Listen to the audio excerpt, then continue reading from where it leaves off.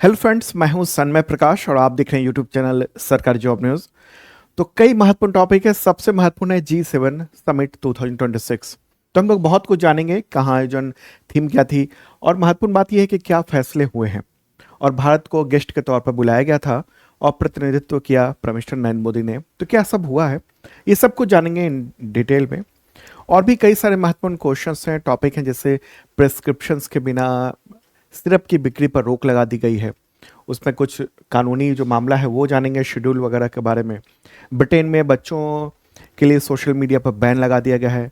Prime minister को एक और सम्मान मिल गया है। इंडियन नेवी से एक हेलीकॉप्टर का पूरा बेड़ा रिटायर कर दिया गया है। टाइम मैगजीन में 100 बेस्ट खिलाड़ियों में भारतीय भी शामिल हैं। कौन है वो? एकमात्र। दो एयरपोर्ट को यूनेस्को के द्वारा जो समर्थित अवार्ड है, प्रिक्स वर्साई अवार्ड, उसमें उसको मतलब वो मिला है उसको। डाक विभाग ने ड्रोन आधारित डाक सेवा शुरू की है। टाइगर रिजर्व में प्राचीन शिलालेख मिले हैं। और भी कई सारे महत्वपूर्ण क्वेश्चंस हैं। ठीक है, तो सब पर चर्चा करते हैं दोस्तों। तो शुरू करते हैं और क्वेश्चंस देखते हैं। और हाँ, ये वाला जो है वो स्टेटमेंट वाइज है। ये केवल और केवल जिन्होंने शार्प लर्निंग ऐप पर ISPCS advance current affairs program purchase किया हुआ है उन्हीं के लिए होता है। इन डेप्थ में करंट अफेयर्स होता है, ये इससे भी ज़्यादा डिटेल में वहाँ बताया जाता है और प्रैक्टिस कराई जाती है क्वेश्चंस की। ठीक है, तो चलिए शुरू करते हैं और पहला महत्वपूर्ण प्रश्न देते हैं कि 52वें G7 शिखर सम्मेलन 2026 का आयोजन फ्रांस के किस शहर में हुआ, जहां पर प्राइम मिनिस्टर नरेंद्र मोदी को अतिथि के तौर पर बुलाया गया था, वो शामिल भी हुए। आंसर क्या होगा इसमें से? ध्यान दीजिएगा यहाँ पर। इस बार प्राइम मिनिस्टर का दौरा कई जगहों पर हुआ है। पेरिस में भी गए थे, नीस में भी गए थे, और एक और जगह है जहाँ पर यह आयोजन हुआ। तो ये जो इवेंट है ना, वो हुआ है एवियन ले बैन में, एक शहर का नाम है ये। वैसे शॉर्ट में इसको एवियन भी कहा जाता है। ठीक है, तो कई जगह आप केवल एवियन ही लिखा हुआ देखेंगे। वैसे अगर एवियन भी हो तो भी ठीक है, तो पूरा नाम हो तो भी कंफ्यूज नहीं होना है। तो ये 52वां शिखर सम्मेलन था, समिट थी। मेजबान देश था फ्रांस, और फ्रांस में ही ये आयोजन किया गया था। आयोजन स्थल एवियन था। ठीक है, और ये बाद में जो फोटोग्राफ हुए हैं तमाम जो मेंबर कंट्री हैं, इसके अलावा जो गेस्ट कंट्री हैं, उन सब के साथ ये तस्वीर हैं। तमाम राजनेता जो टॉप लीडरशिप है देशों की, वो सब हैं। ठीक है, तो ये जो जगह है वो कहाँ पर है, एक बार फ्रांस भी मैप के जरिए चलते हैं, फिर और डिटेल में बताएंगे। प्यारा भारत है अपना, और चलते हैं अब कहाँ? यूरोप की ओर। और यूरोप में ही यहाँ ये रेड कलर में जो देख रहे हैं, ये है फ्रांस। ठीक है, तो और इसी के एवियन में ये आयोजन हुआ है। एवियन कहाँ पर है ये? तो सोवाई क्षेत्र में है। ठीक है, तो ये वाला जो क्षेत्र आप देख रहे हैं ना, ये है स्विट्जरलैंड।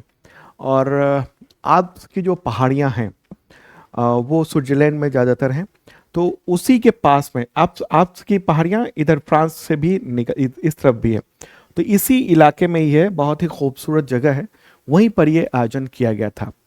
ठीक है, आल्प्स की पहाड़ियों और लेक बरगेट, उसी के किनारे पर ये है एवियन, वहाँ पर ये आयोजन किया गया।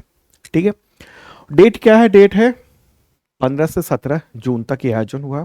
इस बार की थीम क्या थी? थीम थी प्रमुख अंतर्राष्ट्रीय चुनौतियों का समाधान करने के लिए मिलकर काम करना। अंग्रेजी में कहेंगे working together to address major international challenges. ठीक है, अच्छा, G7 की मेंबर कंट्रीज कौन है? तो ये याद रखना है आपको, मुझे लगता है याद होगा ही। Canada, France, Germany, Italy, Japan, United Kingdom और USA। पहले ये G8 हुआ करता था, लेकिन जब अ, रशिया ने यूक्रेन पर हमला किया था, उसके बाद उसको आउट कर दिया गया था G8 से, तो फिर ये G7 बन गया। ठीक है, और आमंत्रित कंट्री इस बार के कौन थे? तो फ्रांस ने इस बार भारत को, इसके अलावा ब्राज़ील, मिस्र, केन्या, दक्षिण कोरिया, उसको विशेष तौर पर अतिथि के रूप में आमंत्रित किया था।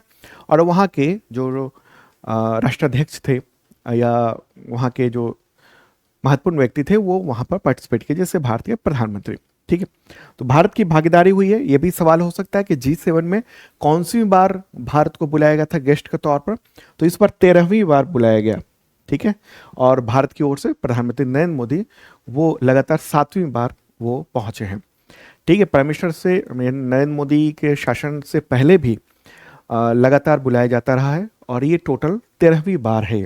तो ये महत्वपूर्ण पॉइंट्स है जो आपको ध्यान में रखना है। इससे रिलेटेड कभी अ, ये पूछ लेगा 13वीं बार, कभी 7वीं बार, कभी सदस्य देश, ऐसे पूछा जाता है कि किन किन को आमंत्रित किया गया, थीम क्या थी, किस जगह पर हुआ, कौन सा वहाँ शिखर सम्मेलन था। इतना बेसिक बेसिक चीज़ें आपको याद रखनी है। अब आगे बढ़ते हैं और इसमें देखिए कि इस बार जो G7 समिट हुआ है उसमें 6 प्रमुख जो है ना वो स्तंभ बताए गए हैं, पिलर्स इस बार के। कौन कौन से? एक संतुलित और साझा आर्थिक विकास यानी बैलेंस्ड एंड सस्टेनेबल ग्रोथ। दूसरा था अंतर्राष्ट्रीय एकजुटता पर नया सर्वसम्मत ढांचा बनाया जाए। ठीक है। इसके अलावा क्रिटिकल मिनरल्स, उसकी जो मूल्य श्रृंखला है उसको मजबूत करना, वैल्यू चेन जो है ना उसको मजबूत करना। इसके अलावा बच्चों की जो ऑनलाइन सुरक्षा है वो उस पर ध्यान देना, उस पर कुछ बातचीत करना। पांचवा है ड्रग तस्करी और संगठित जो अपराध है उसके खिलाफ लड़ाई। और आखिरी है कैंसर के खिलाफ वैश्विक जंग। देखिए G7 के इतिहास में पहली बार कैंसर रिसर्च, डेटा शेयरिंग और जो डेथ रेट है उसको कम करने के लिए दीर्घकालिक लॉन्ग टर्म कुछ लक्ष्य बने, इसको भी घोषणा पत्र में शामिल कर दिया गया है। ठीक है। विशेष रूप से बच्चों और युवाओं में जो कैंसर हो रहे हैं उस पर बहुत ध्यान केंद्रित किया जा रहा है कि उसको किस तरह से एक तो रोका जाए और दूसरे की कैंसर के मामले जहाँ पर भी हैं, जिसको भी कैंसर की बीमारी है उसमें वो कैसे सुरक्षित ढंग से ठीक हो जाए। इस पूरे मसले पर यह हुआ है, पूरी दुनिया एकजुट हो इसको लेकर बातचीत हुई। अब समझते हैं कि महत्वपूर्ण जो जियोपॉलिटिकल जो डिसीजंस हुए हैं, सहमति बनी है, वो कौन कौन से हैं। एक तो यूक्रेन को और सहयोग दिया जाएगा, यानी उसको हथियार, इसके अलावा जो इंटेलिजेंस इनपुट हैं वो सब दिए जाएंगे। और रूस पर और कड़ा प्रतिबंध लगाया जाएगा, मतलब पहले से प्रतिबंध है उसको और ज़्यादा किया जाएगा, ये इस पर सहमति बनी है। अगली बात है US ईरान शांति समझौता, उस पर साइन हो चुके हैं। ठीक है। जब मैं ये वीडियो आपको दे रहा हूँ, रिकॉर्ड कर रहा हूँ, उस वक्त साइन हो रहा था। अमेरिकी राष्ट्रपति ने साइन कर दिया है, इस पर मैं अलग से डिटेल में बताऊंगा। और ये भी बात हुई कि जो पश्चिम एशिया यानी मिडिल ईस्ट में वहाँ पर स्थिरता कैसे लाई जाए इसको लेकर। ठीक है। और सभी देशों ने G7 के ये तय किया कि भाई ईरान को कभी भी परमाणु हथियार हासिल नहीं करने दिया जाएगा। अगला पॉइंट क्या था? स्टेट ऑफ हॉर्मुज, उसको लेकर एक महत्वपूर्ण डिसीजन ये हुआ कि फ्रांस और ब्रिटेन, ये जो दोनों है ना, उसके नेतृत्व में एक स्वतंत्र बहुराष्ट्रीय रक्षात्मक पहल वो चलाई जाएगी ताकि रणनीतिक समुद्री मार्ग में जो भी कॉमर्शियल शिप्स हैं उसकी सुरक्षा रहे और समुद्री जो यातायात है उसको बहाल रखा जा सके। क्रिटिकल मिनरल वैल्यू चेन यानी जो रेयर अर्थ मेटल्स हैं उसको लेकर ये बातचीत हुई और ये तय हुआ कि भाई चीन का जो एकाधिकार है उसको कैसे कम किया जाए। ठीक है। जैसे सेमीकंडक्टर है, लो कार्बन टेक्नोलॉजी है, बैटरी के लिए जो आवश्यक जो रेयर अर्थ मेटल्स है वो कैसे हो, मतलब एक ही देश का एकाधिकार है। तो ऐसे में क्या हुआ, पिछले दिनों अमेरिका ने जब प्रतिबंध लगाना शुरू किया तमाम देशों पर, या कहे प्रतिबंध को दूसरे शब्दों में कहे कि जो ट्रेड वॉर शुरू किया अमेरिका ने तमाम देशों पर, भारत पर भी 50% तक लगा दिया था। तो भारत बहुत ज़्यादा रिएक्ट नहीं कर सका, लेकिन केवल भारत ने क्या किया, नेगोशिएट किया। इस तरह से यूरोप का भी हाल था। लेकिन चीन पर जब भी लगाया तो चीन ने क्या किया, पूरा रेयर अर्थ मेटल की सप्लाई अमेरिका को रोक दी, बड़े पैमाने पर, पूरी तरह से नहीं लेकिन काफ़ी कम सप्लाई की। ऐसे में वहाँ के अमेरिका की जो टेक्नोलॉजी कंपनियां हैं उसमें बेचैनी बढ़ गई और नतीजा हुआ कि जो ट्रेड वॉर था चीन के साथ वो उतना कारगर नहीं रहा जितना दूसरे देशों के साथ रहा। ऐसे में चीन मजबूती से उभर के आया और ये अमेरिका ने देखा कि उसके पास एक हथियार हो गया है, जो रेयर अर्थ मेटल है वो, उसको कैसे कम किया जाए, उसके हथियार का जो धार है उसको कैसे कम किया जाए इस पर। इसके अलावा माइक्रो इकॉनमी असंतुलन, मतलब कि चीन में जो औद्योगिक क्रांति एक तरह की हुई है जिसकी वजह से उसके बिना अब दुनिया जो है ना चलना बड़ा मुश्किल हो गया। ठीक है। अगर आप आज जैसे भारत ही अगर सोच ले कि नहीं हम चीन से कोई सामान नहीं मंगवाएंगे तो भारत की स्थिति बहुत बुरी हो जाएगी, क्योंकि हमारा लैपटॉप, कंप्यूटर, सब कुछ, चिप वगैरह सब कुछ वहीं से आ रहा है, ज़्यादातर आ रहा है और भी देशों से ले रहे हैं, लेकिन वहीं से आ रहा है ज़्यादातर। ठीक है, आप भले ही बोलें कि भारत में मैन्युफैक्चरिंग हो रहा है, हम दुनिया के दूसरे तीसरे चौथे देश बन गए हैं मोबाइल मैन्युफैक्चरिंग में के लिए, लेकिन जो चिप है वो तो वहीं से मंगवा रहे हैं। हाँ, भारत में चिप बन रहा है।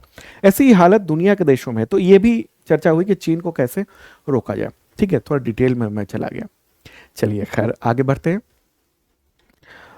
एआई पर बहुत विवाद हुआ है, आर्टिफिशियल इंटेलिजेंस को लेकर, और G7 में ही एक तरह से फूट सी देखने को मिली है भविष्य को लेकर। और इस इंडस्ट्री पर जिस तरह से अभी हम बात करते हैं ना चीन को लेकर कि चीन का प्रभुत्व हो गया है रेयर अर्थ मेटल्स पर, और वो इस चीज को मतलब इस्तेमाल करता है हथियार के तौर पर।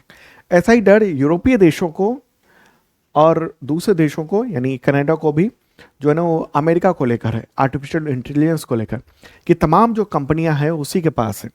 ठीक है, जैसे आप देख लीजिए कि चैट जीपीटी हो गया, इसके अलावा मतलब कई सारी कंपनियां हैं।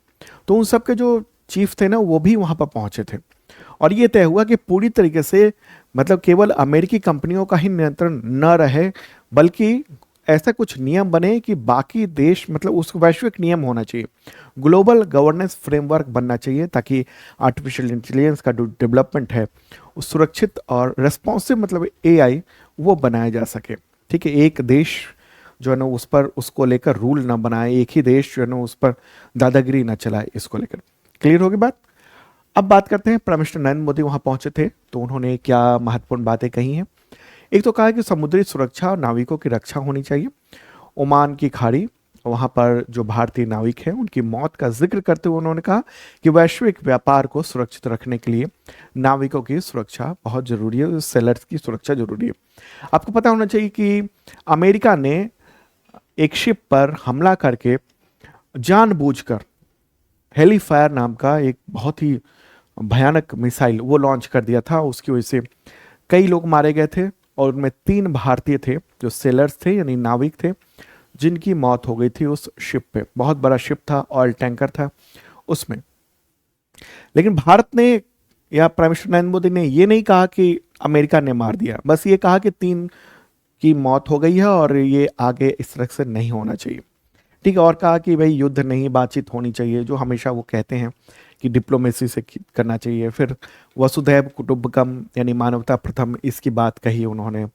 ठीक है, बाद में फिर प्राइम मिनिस्टर नरेंद्र मोदी और अमेरिका के राष्ट्रपति डोनाल्ड ट्रंप के साथ बातचीत भी हुई, और ये ओपन बातचीत हुई, मतलब मीडिया के सामने बातचीत हुई। और उसमें प्राइम मिनिस्टर नरेंद्र मोदी ने कहा कि जो स्टेट ऑफ हॉर्मुज है या जो भी कहीं भी जो स्वतंत्र नौवहन होना चाहिए, मतलब शिप जो है ना वो स्वतंत्र रूप से आए जाए, इस पर कोई खतरा नहीं होना चाहिए, क्योंकि बहुत सारे भारतीय, सैकड़ों हजारों भारतीय जो है ना वो सेलर्स के तौर पर दुनिया भर में जो शिप है उस पर काम करते हैं, और उस पर कोई खतरा नहीं होना चाहिए, उन लोगों उनकी सुरक्षा जरूरी है।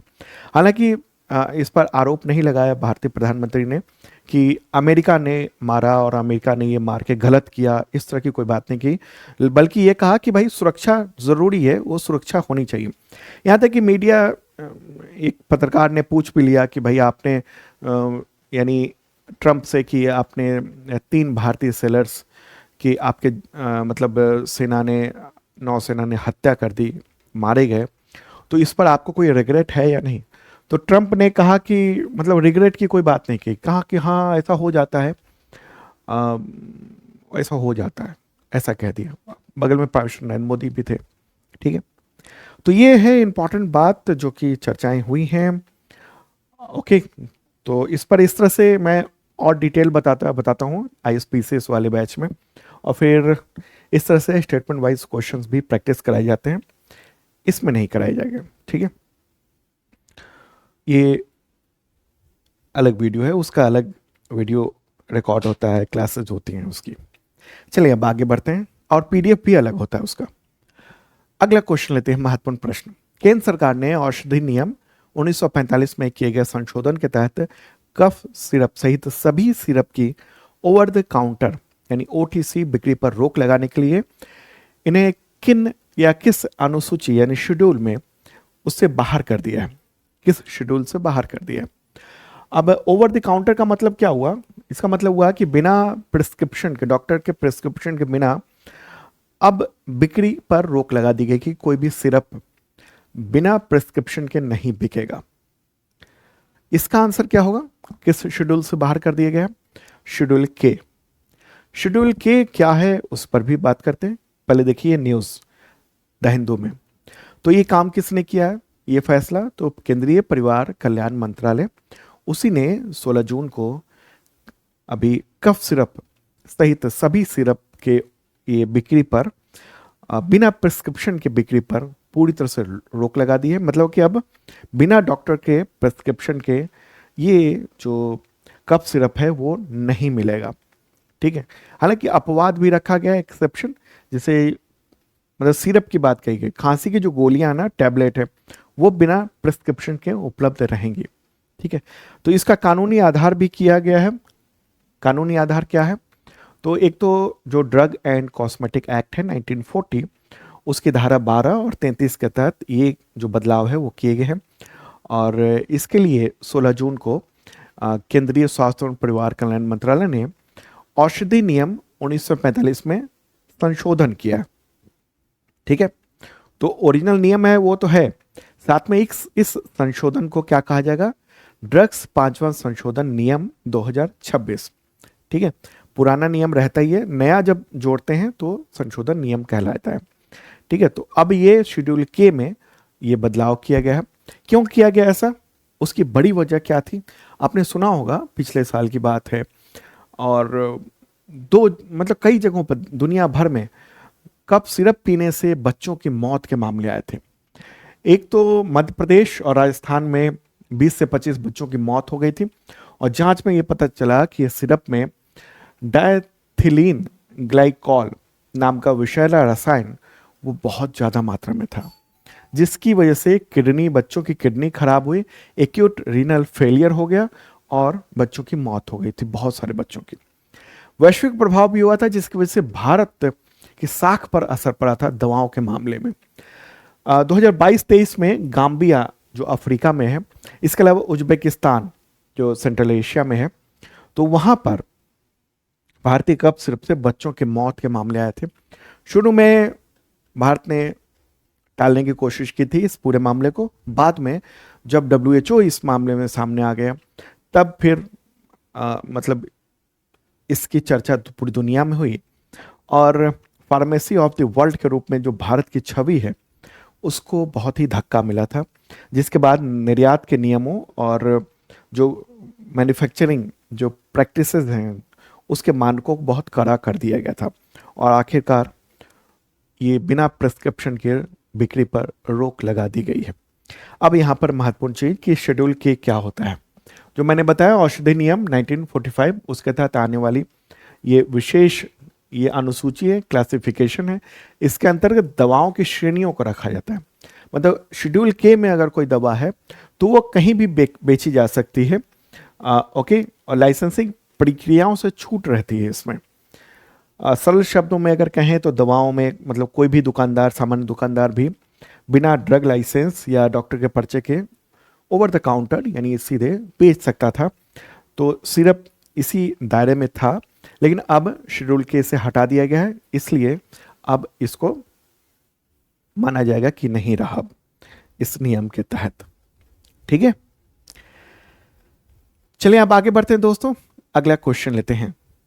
ब्रिटेन ने किस आयु वर्ग के कम से मतलब किस आयु वर्ग से कम के सभी बच्चों के लिए सोशल मीडिया पर प्रतिबंध लगा दिया है?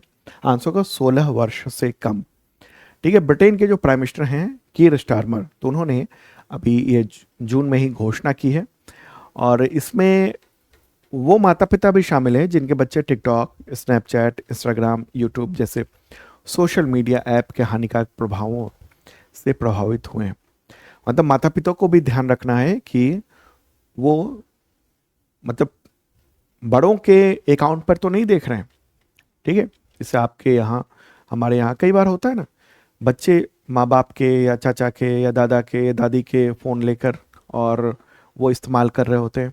यहाँ पर ये बात भी कही गई है कि वो बच्चे इस्तेमाल ना कर सकें। ठीक है।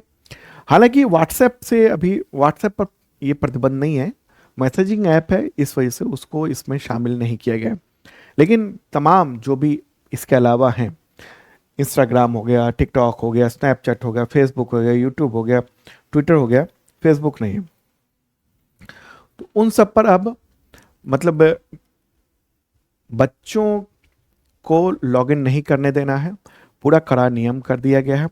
ठीक है, तो ये है इंपॉर्टेंट बात। क्यों किया गया है?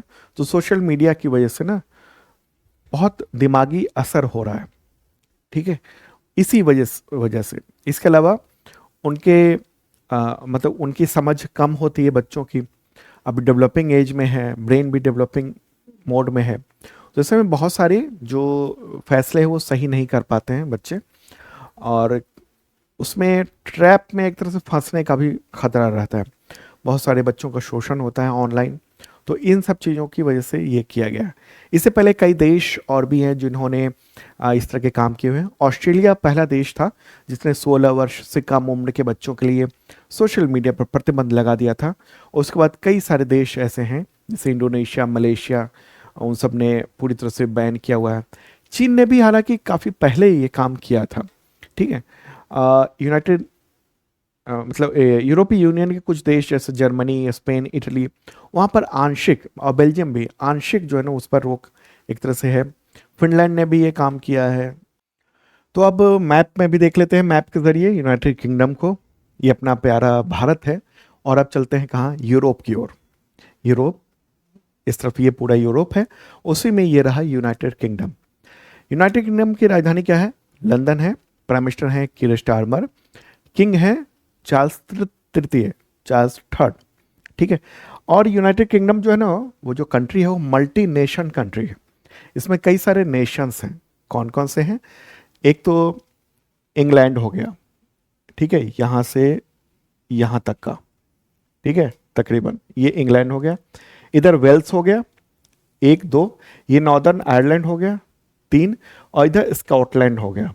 ठीक है, तो ये चार नेशंस मिलकर ये यूनाइटेड किंगडम कहे जाते हैं।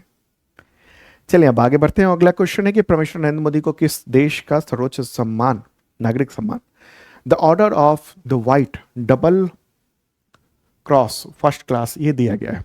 आंसर क्या होगा इसका? स्लोवाकिया। अभी जो यूरोप की यात्रा पर थे वो दो देशों की यात्रा पर गए। एक तो फ्रांस गए G7 के लिए, और स्लोवाकिया गए, वहाँ पर सम्मान लेना था उनको। तो दो देशों की यात्रा पर वो गए थे, और भी बातचीत हुई है सम्मान के अलावा। वहाँ रक्षा व्यापार ये सब कुछ बहुत मजबूत किया जाए, इसको लेकर भी डिस्कशन किया गया। तो ये देखिए फोटोग्राफ कि ये अवार्ड उनको दिया जा रहा है, वीडियो भी दिखा देते हैं आपको। ठीक है, लगातार उनको अवार्ड मिल रहे हैं, सर्वोच्च सम्मान मिल रहे हैं, तमाम देशों के द्वारा दिए जा रहे हैं। तो स्लोवाकिया के 2 दिवसीय दौरे पर थे, और ये अवार्ड उनको दिया गया है। और ये विदेशी राष्ट्र के द्वारा प्राइम मिनिस्टर नरेंद्र मोदी को दिया गया 33वां 33rd ये इंटरनेशनल अवार्ड है। ठीक है, तो ये सब चीज़ें हुई हैं। स्लोवाकिया के प्राइम मिनिस्टर हैं रॉबर्ट फिको, तो उनके साथ बातचीत हुई और डिफेंस ट्रेड डील भी की गई है। उसके बारे में मैं दूसरे वीडियो में बताऊंगा। ठीक है, तो इसके ज़रिए एक तो ये है कि दोनों देश जो है ना डिफेंस में दोनों देशों की कंपनियां मिलजुल कर काम करेंगे। तो ये है। प्राइम मिनिस्टर नरेंद्र मोदी ने वहाँ के प्राइम मिनिस्टर को भारत आने का भी न्योता दिया है। स्लोवाकिया है कहाँ पर, ये देख लेते हैं मैप के ज़रिए। ये अपना प्यारा भारत रहा, और ये यूरोप है। तो स्लोवाकिया जो ना वो लैंड लॉक्ड कंट्री है। लैंड लॉक किसको कहते हैं? जो चारों तरफ से, हर तरफ से दूसरे देश की ज़मीनी सीमा से घिरा हुआ हो, और समुंदर में जाने के लिए उसको किसी दूसरे तीसरे देशों से होकर जाना पड़ रहा हो। ठीक है, दूसरे देश से होकर के। यहाँ की मुद्रा क्या है? यूरो चलती है। ठीक है, आबादी करीब 55 लाख के आसपास है। पड़ोसी देश की बात करेंगे तो आप देखिए, ये पोलैंड है, इधर यूक्रेन है, ये हंगरी है, ऑस्ट्रिया है, और ये चेकिया है। ठीक है, चेक रिपब्लिक, और ये है स्लोवाकिया। ठीक है, तो ये है महत्वपूर्ण बात। चलिए अब आगे बढ़ते हैं, और भी कई सारे महत्वपूर्ण क्वेश्चंस हैं, लेकिन ये जो PDF है ना इसका, वो अवेलेबल है शार्प लर्निंग ऐप पर। ये डाउनलोड जरूर कीजिएगा, वहाँ पर डेली फ्री वीडियो पीडीएफ में आपको मिल जाएगा, आज का भी करंट अफेयर्स का पीडीएफ मिल जाएगा। पिछले तकरीबन 1 साल के हम वहाँ रखते हैं डेली का। लेकिन अगर आप करंट अफेयर्स की अच्छी तैयारी करना चाहते हैं अपने एग्जामिनेशंस के लिए, तो ये बैच ले सकते हैं। बेसिक मेंबरशिप है। इसमें पीडीएफ, वीडियो, मॉक टेस्ट ये सब मिलता है। इसमें वीकली, मंथली, क्वार्टरली, ईयरली ये सब मिलता है, और ये वीडियो भी आपको वहाँ पर मिल जाएगा। ठीक है, इसमें अगले 1 साल तक अपडेट मिलता रहता है। और ख़ास चीज़ होती है कि वीकली, मंथली, क्वार्टरली, ईयरली ये सब टेस्ट, वीडियो, पीडीएफ, ये महत्वपूर्ण चीज़ है जो कि यूट्यूब पे नहीं होता है। पीडीएफ और test weekly, monthly, quarterly, yearly, तो ये सब वहाँ पर मिल जाएगा। और तमाम एग्जामिनेशन में खूब टकराते हैं क्वेश्चन। ठीक है, तो ये 1 डे एग्जामिनेशन के लिए है, यानी एसएससी, टीचर, रेलवे, पुलिस, इन सब के लेवल का। दूसरा है PCS advance current affairs program, और ये इसमें स्पेशल कंटेंट होते हैं जो आप ये देख रहे हैं, इससे और इन डेप्थ में जो उनके लिए जो लॉजिकल चीज़ें हैं उसके आधार पर। ठीक है, और स्टेटमेंट वाइज क्वेश्चंस की प्रैक्टिस भी कराई जाती है डेली के वीडियो में। उसमें ये चीज़ें होती हैं अलग से, तो ज्वाइन कर सकते हैं जिनको भी, अगर कोई भी तैयारी करना चाहते हैं। क्योंकि इस बार यूपीएससी जो प्रीलिम्स का एग्जामिनेशन हुआ है ना, आईएएस वाला, उसमें 40 से ज़्यादा, 40 से ज़्यादा क्वेश्चंस करंट अफेयर्स के ही आए थे केवल। और उसमें से अधिकतर जो है ना वो हमारे जो हमने पढ़ाए थे उससे टकराए हैं। और स्पेशल वीडियो भी मैंने दिया हुआ है, इस वीडियो के डिस्क्रिप्शन में मैंने वो भी वीडियो का लिंक दे दिया है, देखिएगा ज़रूर। तो ये आपकी बहुत काम आएगा।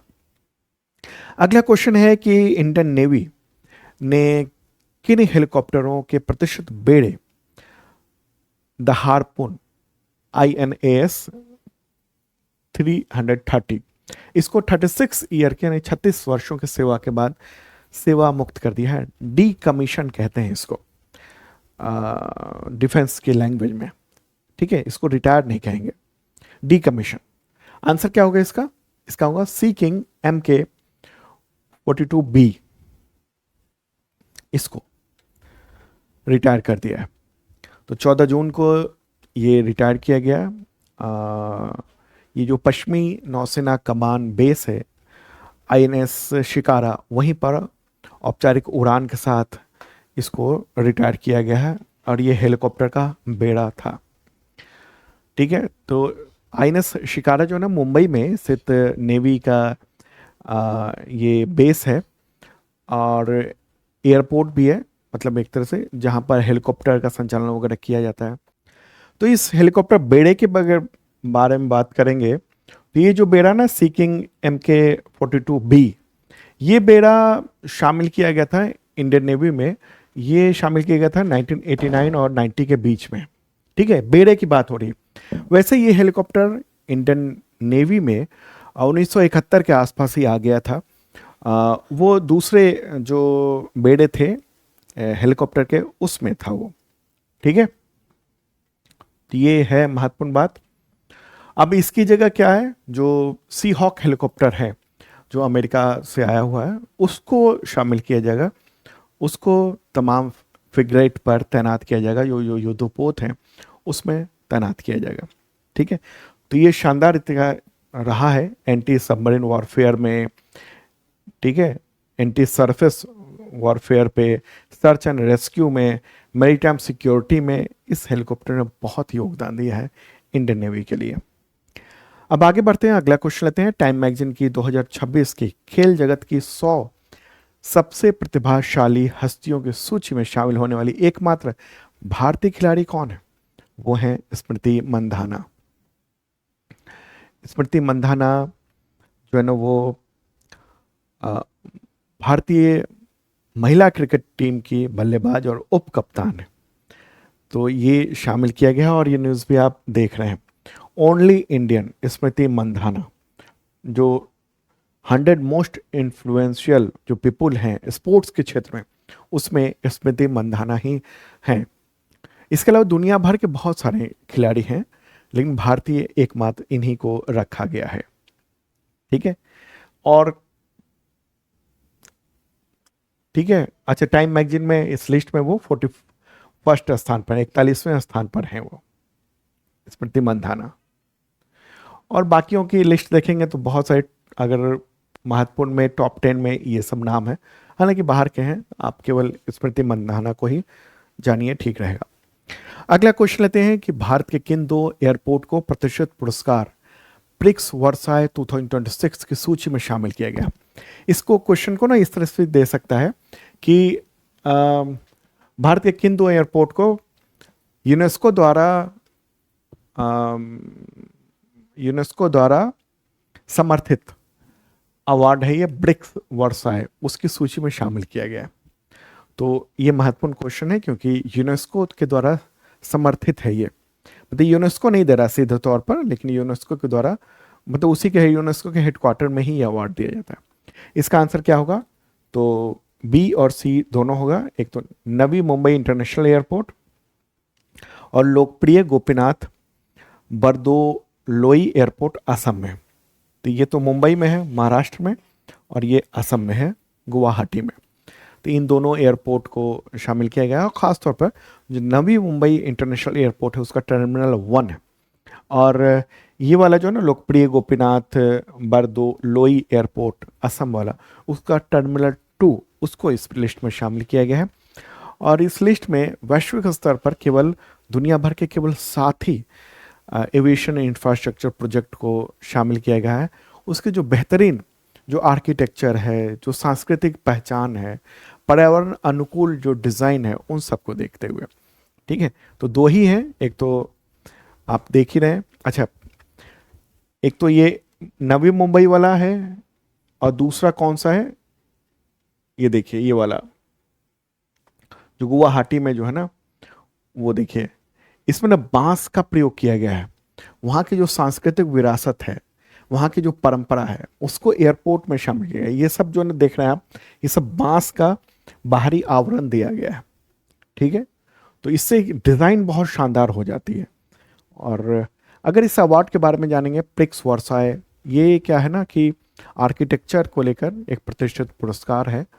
और ये प्रिक्स वर्सल्स, ये सचिवालय है, उसी के द्वारा ये आयोजित किया जाता है, और यूनेस्को इसका आधिकारिक भागीदार है। विजेताओं की घोषणा हर साल पेरिस में जो यूनेस्को का वैश्विक मुख्यालय है, वहीं पर होता है, ठीक है। चलिए आगे बढ़ते हैं, अगला क्वेश्चन लेते हैं। दुनिया के बाकी अन्य एयरपोर्ट की लिस्ट ये देख लीजिए। चलिए आगे बढ़ते हैं, ये तो आई स्पीसीज वाले को बताया जाएगा और इन डेप्थ में। अगला क्वेश्चन लेते हैं कि भारत के किस राज्य में डाक विभाग ने ड्रोन आधारित डाक सेवा शुरू की? आंसर होगा हिमाचल प्रदेश, ठीक है, हिमाचल प्रदेश। और ये न्यूज़ देख रहे हैं, ये इस तरीके से ड्रोन के जरिए डाक सेवा शुरू हुई है मंडी प्रधान डाकघर से वहाँ पर। और ये क्या है कि ड्रोन के जरिए सीधे सामान पैकेट पहुँचा दिया जाएगा। और जो संचार मंत्री हैं, उत्तर पूर्वी क्षेत्र विकास मंत्री हैं ज्योतिरादित्य सिंधिया, तो उन्होंने 12 जून को ऑनलाइन ये इसको शुरू किया है। तो इससे क्या होगा, दुर्गम जो पहाड़ी इलाके हैं वहाँ पर डिलीवरी कम समय में पहुँच पाएगा। अगर 2 घंटे लगते हैं डिलीवरी में, सामान पहुँचाने में, तो मात्र 7 मिनट में सामान पहुँच जाएगा दूर दराज के क्षेत्रों में। तो ये होगा। अगला क्वेश्चन लेते हैं कि भारतीय पुरातत्व सर्वेक्षण यानी एएसआई की शिलालेख शाखा के द्वारा किस टाइगर रिजर्व से दूसरी शताब्दी ईस्वी से लेकर 16वीं शताब्दी ईस्वी तक के प्राचीन शिलालेखों का कलेक्शन खोजा गया है? आंसर क्या होगा? नल्ला माला टाइगर रिजर्व। अब ये कहाँ पर है? तो ये है आंध्र प्रदेश में, ठीक है। और ये न्यूज़ भी आप देख रहे हैं द हिंदू में। ये जो शिलालेख है ना, वो लगभग 1400 वर्ष की अवधि को कवर कर रहे हैं, जो दूसरी शताब्दी से लेकर 16वीं शताब्दी ईस्वी तक के हैं। मतलब बहुत लंबे ड्यूरेशन के माना जा रहा है। और उसमें चित्र भी है, चित्रकारी भी है तरह तरह की। इसके अलावा लिखे भी हुए हैं, लिखा हुआ आपको तेलुगु में, कन्नड़ में, प्राकृत, ब्राह्मी लिपि, उन सब में ये लिखा गया है, ठीक है। और इसमें क्या है कि सातवाहन, पूर्वी चालुक्य, कल्याणी चालुक्य, काकतीय, रेड्डी, विजयनगर जैसे जो प्रमुख राजवंश थे, उनके इतिहास, उसकी सामाजिक आर्थिक व्यवस्था, उसके बारे में उसमें जिक्र मिलता है, मतलब बहुत लंबे दौर का मिलता है जिक्र। ठीक है, तो ये है इंपॉर्टेंट बात, वहां पर मिला है, सवाल हो सकते हैं आंध्र प्रदेश में। ठीक है, अब इस टाइगर रिजर्व के बारे में कुछ जान ले हम लोग। जो नल्ला माला टाइगर रिजर्व है उसके बारे में, आंध्र प्रदेश में है स्थित, और इसका कुछ हिस्सा जो है ना वो तेलंगाना राज्य से तक ही फैला हुआ है। ठीक है, पर्वत श्रृंखला है, पूर्वी घाट यानी ईस्टर्न घाट्स की जो नल्ला माला पहाड़ियां हैं उसका हिस्सा है। यहाँ पर मतलब भारत की जो प्रसिद्ध है कृष्णा नदी है, इस टाइगर रिजर्व से होकर वो बहती है। गहरे जॉर्ज जो है ना वो और घाटी है वहाँ पर, धार्मिक स्थल भी हम कह सकते हैं यहाँ पर है। उसके भीतर श्री शैलम मल्लिकार्जुन मंदिर जो 12 ज्योतिर्लिंगों में से एक है, वहाँ पर है वो। ठीक है, और ये यहाँ पर चेंचू जनजाति निवास करती है, खासतौर पर जो कमजोर जनजाति समूह में यानी पीवीटीजी में उसको शामिल किया हुआ है सरकार ने। खैर अब आगे बढ़ते हैं और अगला क्वेश्चन लेते हैं। ये इस जगह पर है, ये क्षेत्र थोड़ा सा तेलंगाना में भी है, ज्यादातर हिस्सा ये आंध्र प्रदेश में है। अगला क्वेश्चन लेते हैं, किस यूरोपीय देश ने जनमत संग्रह में अपने देश की आबादी को 2050 तक 10 मिलियन का मतलब क्या हुआ, 1 करोड़ तक सीमित रखने के प्रस्ताव को खारिज कर दिया?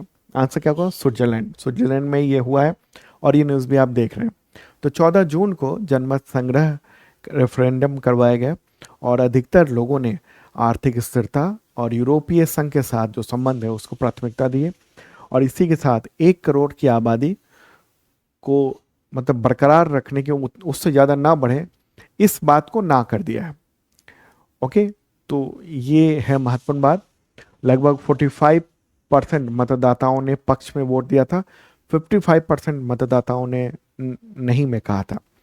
ठीक है, तो स्विट्जरलैंड की जो मौजूदा आबादी है करीब 91 लाख है, तो वो 1 करोड़ से पार ना हो पाए, इसलिए ये प्रस्ताव लाया गया था, जनमत संग्रह लाया गया था, लेकिन उसको खारिज कर दिया गया। ठीक है, प्रस्ताव लाने का तर्क भी दिया गया था कि हाल के वर्षों में तेजी से जो इमिग्रेंट्स हैं यानी प्रवासी है, उसकी वजह से देश के जो बुनियादी ढांचा है, आवास है, परिवहन है, इस पर प्रेशर बढ़ रहा है। और अगर ये जनमत संग्रह पारित हो जाता तो देश के जो आबादी को लेकर बहुत ही कड़ा कानून हो जाता। ठीक है, तो ये है इंपॉर्टेंट बात, क्यों खारिज किया गया। एक बार पहले देख लेते हैं मैप के जरिए स्विट्जरलैंड को। ये अपना प्यारा भारत है और यूरोप में है स्विट्जरलैंड, लैंड लॉक्ड कंट्री है, और ये रहा यहाँ पर ये स्विट्जरलैंड। ठीक है, इसके पड़ोसी देशों की बात करेंगे तो फ्रांस है, जर्मनी है, ऑस्ट्रिया है, इटली है, इसके पड़ोसी देश, और चारों तरफ से ये दूसरे देशों के भूभाग से घिरा हुआ है। इसकी राजधानी क्या है, देखिए राजधानी घोषित नहीं है, छोटा सा देश ही है, लेकिन जो बर्न एक शहर है उसको जो है ना वो मान लिया जाता है कि वो राजधानी है, तो संघीय राजधानी के रूप में काम करता है, लेकिन घोषित नहीं है वो। यहाँ के राष्ट्रपति हैं गाय पारमेलिन। मुद्रा यहाँ पर फ्रैंक चलती है, यूरो मुद्रा नहीं चलती है, फ्रैंक है इसकी अपनी। ओके, तो क्यों आखिर इसको खारिज कर दिया गया? वजह है, देखिए अब आप सोचेंगे कि क्या आबादी बढ़ रही थी? नहीं, आबादी बढ़ नहीं रही थी वहाँ पर। जन्म दर तो वहाँ पर उसका जो टोटल फर्टिलिटी रेट है ना 1.29 है। 1.29 का मतलब कि आबादी बढ़ेगी नहीं बल्कि घटेगी। बुजुर्गों की आबादी बढ़ रही है, जब वो डेथ करेंगे तो फिर आबादी में संकुचन आएगा। ठीक है, अगर आपको आबादी को बनाए रखना है तो फिर 2 तो होना चाहिए TFR। ओके, 2 से कम है तो फिर आबादी उतना मेंटेन नहीं रह पाएगी। यहाँ दिक्कत ये थी कि बाहर से आबादी आ रही थी, जो इमिग्रेंट्स हैं वो बस रहे थे वहाँ पर। ठीक है, लेकिन इनको हुआ कि जो आबादी बूढ़ी हो रही है उनको भी तो देखभाल करना है, हेल्थ केयर है, और भी, और देश के विकास के लिए भी काम करना है, युवा चाहिए काम करने के लिए। ऐसे में कुछ ज़रूरत नहीं है कि हम आबादी को बिल्कुल मेंटेन करके रखें और उतना ही रखें। ठीक है, और यहाँ पर कुछ खास चीज़ें, चलिए अब छोड़ते हैं, इस आगे बढ़ते हैं। ये सब चीज़ें यूपीएससी के लिए होंगी। अगला क्वेश्चन देखते हैं, सस्टेनेबल गैस्ट्रोनॉमी यानी टिकाऊ पाक कला दिवस कब मनाया जाता है? तो वो है 18 जून को मनाया जाता है। संयुक्त राष्ट्र महासभा ने इस दिवस की घोषणा की हुई है। 21 दिसंबर 2016 को इसको अपनाया गया था।